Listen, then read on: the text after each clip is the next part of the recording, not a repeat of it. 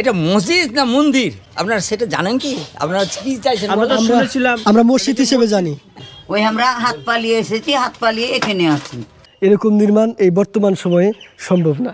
এত বড় বিশাল একটা স্থাপনা, এটা একটা দরওয়াজা ছিল। পশ্চিমবঙ্গের মালদা শহর থেকে 12 কিলোমিটার দূরে এই গৌড়ের অবস্থান। আর এই গৌড় এলাকা ছিল প্রাচীন বাংলার রাজধানী। প্রাচীন এই গৌড় নগরী লক্ষণাবতী নামেও পরিচিত। বর্তমানে ভারত বাংলাদেশ সীমান্তবর্তী অঞ্চলে এর অবস্থান।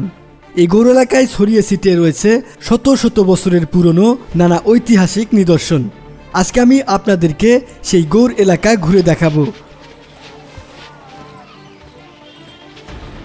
অবশেষে আমরা পৌঁছে গেলাম সেই প্রাচীন গৌড়ের মানে বারোদুয়ারিতে।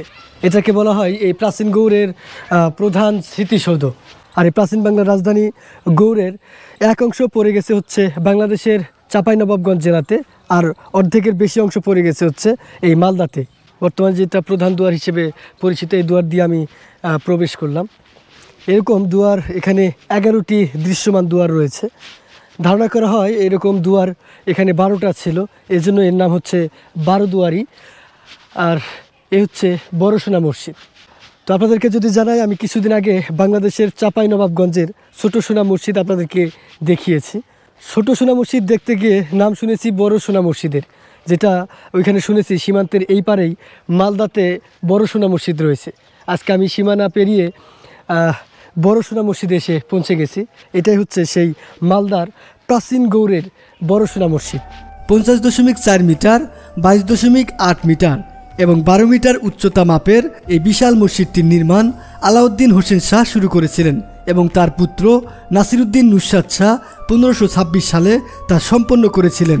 ইন্দো আরবি স্থাপত্যশৈলী এবং অলঙ্কৃত পাথরের খোদাই বারোদুয়ারিকে পর্যটকদের জন্য একটি বিশেষ আকর্ষণ করে তোলে। এই মসজিদটি ইটের গাঁথনির উপর পাথরের আস্তরণে নির্মিত। সামনের ভাগে রয়েছে উত্তর দক্ষিণ বরাবর বিস্তৃত বারান্দা, 11টি প্রবেশপথ এবং উত্তর দক্ষিণ দিকে একটি করে প্রবেশপথ। প্রবেশ করেই এখানে বিশাল আকারের একটি করিডোর দেখা যাচ্ছে। আর এই যে এক একটা পিলার দেখতে পাচ্ছি বিশাল আকারের, এই প্রান্ত থেকে এই প্রান্তে প্রায় 9 ফিটের মতো হয়ে যাবে উপরের গম্বুজ। আর এই অংশটাতেই, অর্থাৎ এই করিডোরের অংশটাতেই হচ্ছে এখনও ছাদ বা গম্বুজগুলো দেখা যাচ্ছে। কিন্তু এই যে ভিতরের অংশটা আছে, আমি ভিতরে যদি যাই, প্রধান যে মসজিদের অংশটা ছিল এখানে ছাদগুলো ধসে পড়ে গিয়েছে, প্রায় ধ্বংসস্তূপে পরিণত হচ্ছে। এই যে মসজিদের মেহরাবগুলো ভেঙে পড়ে গিয়েছে। এরকম অনেক মেহরাব রয়েছে। এই যে নির্মাণগুলো, এরকম নির্মাণ এই বর্তমান সময়ে সম্ভব না। আগে যে এরকম আধুনিকায়ন ছিল না, আগে কোনো কিছু ছিল না, যন্ত্রপাতি আধুনিকত্ব ছিল না, তারপরেও কত সুন্দর কারুকার্যগুলো তারা করত, যেগুলো এখন ভাবাটাই অসম্ভব হয়ে যায়। ওটা মসজিদ, ওটা ভেঙে করানো হয়েছে পরে, ওটা ভেঙে পরে করানো হয়েছে। মানে শুরুতে মন্দির ছিল, এটা ভেঙে পরে মসজিদ করা হয়েছে, এমন কিছু বলছেন? রাইট রাইট, ওই যখন হোসেন শাহ আসলো তখনই সবকে ভেঙে ছুঁড়ে ই করে দিয়েছে। বললেন যে পালিয়ে আসছেন, তো কোন জায়গা থেকে? আমরা রহনপুর। রহনপুর, অর্থাৎ আপনি চাঁপাইনবাবগঞ্জে ছিলেন আগে, রহনপুরে? না, কানসাটি। কানসাট, ওই কানসাটি বর্তমান চাঁপাইনবাবগঞ্জের মধ্যে পড়ছে। দেশভাগের সময় এখানে চলে আসছেন। ওই আমরা হাত পালিয়ে এসেছি, হাত পালিয়ে এখানে আছি, বুঝতে পারলে? আচ্ছা, ইন্দিরা গান্ধী আমরাকে খেতে দিয়েছে। গাইড নিয়ে ইসারা দাখিল অথবা সেলামি দরওয়াজা, ইহা গৌড় দুর্গের উত্তর দিকের প্রধান প্রবেশপথ ছিল। এই স্থান হইতে গোলাবর্ষণের দ্বারা সম্মান প্রদর্শন করা হইত বলিয়া একে সেলামি দরওয়াজা বলা হয়। 1459 থেকে 74 খ্রিস্টাব্দ। বিশাল আকৃতির এক দরওয়াজা। দুর্গে যাওয়ার প্রধান ফটক ছিল এটি। 18 মিটার উঁচু এবং 13 মিটার চওড়া ফটকের ভেতরে প্রবেশপথটা ছিল বেশ বড় সড়ো।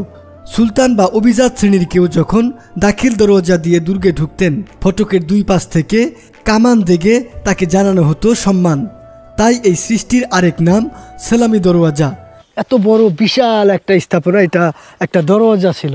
বর্তমান যুগে এমন ভাবাটাও কিন্তু অকল্পনীয়। আর এই ভিতরের অংশটাতে এটার ছাদটা এখনও অক্ষত অবস্থায় আছে, বেশ সুন্দর। আর এই যে ভিতরে এগুলো হচ্ছে চিকা, চামচিকা না কি শুনলাম, চিকার শব্দ। দেশ বিদেশ থেকে বিভিন্ন দর্শনার্থীরা এখানে এই নিদর্শনগুলো দেখতে আসে। এখন আমরা যাচ্ছি এই প্রাচীন গৌড়েরই আরও একটি নিদর্শন দেখতে, যার নাম ফিরোজ মিনার। একটাবার ভাবুন, এই পুরো অঞ্চলটা একসময় সমৃদ্ধ জনপদ ছিল। একটা সময় এটাই বাংলার রাজধানী ছিল।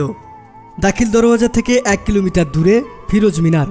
1485 থেকে 89 সালে সুলতান সাইফুদ্দিন ফিরোজ শাহ এটি নির্মাণ করেন। এই 5 তলা টাওয়ার কুতুব মিনারের অনুরূপ। এই মিনারটি ফিরোজ শাহের যুদ্ধক্ষেত্রে বিজয়ের কথা স্মরণ করার জন্য তৈরি করেছিলেন। প্রথা অনুসারে এই মিনারের উচ্চতা সম্পর্কে সন্তুষ্ট না হওয়ায় ফিরোজ শাহ শীর্ষস্থল থেকে প্রধান স্থপতিকে ফেলে দিয়েছিলেন, কেননা তিনি চেয়েছিলেন যে মিনারটি আরও দীর্ঘতর হোক। তো বন্ধুরা, এই ছিল আজকের ভিডিও। আজকে বিদায় নিচ্ছি। সবাই ভালো থাকবেন, সুস্থ থাকবেন। আল্লাহ হাফেজ।